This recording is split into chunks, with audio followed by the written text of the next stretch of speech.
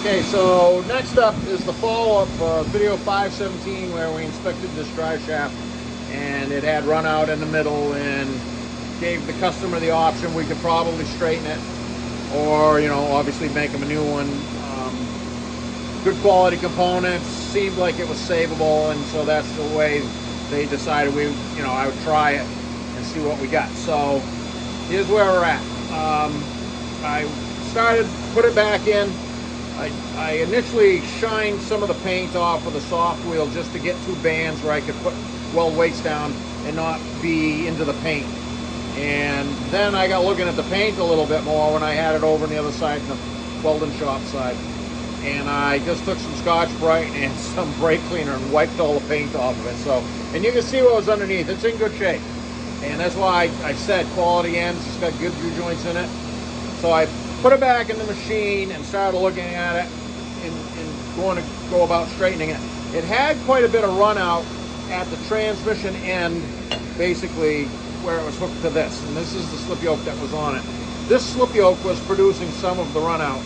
It is a factory slip yoke. You can see it has the holes for the inject in the groove for the plastic injected plastic retainer.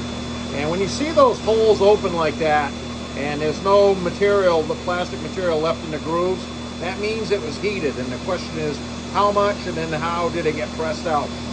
Don't know for sure, but about 7 or 8 thousandths of the run out that was in this drive shaft was from this slip yoke.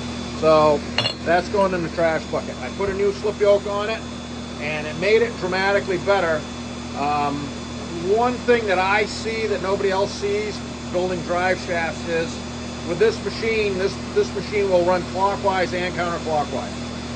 So I see it spinning in both directions. Some drive shafts will run better in one direction than the other. One will run better like clockwise than counterclockwise. That was the situation here. These things are not intended to be directional, but sometimes they just are, and it's just how the components stack up, and who knows.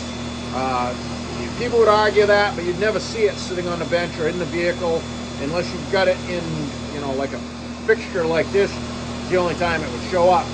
So when I took the slip yoke off, I was already aware that this wanted to run the other way, so I spun it around so it is now backwards to the way it was. It has the same Mechanics 3R U-joints at both ends, so we could do that in this situation.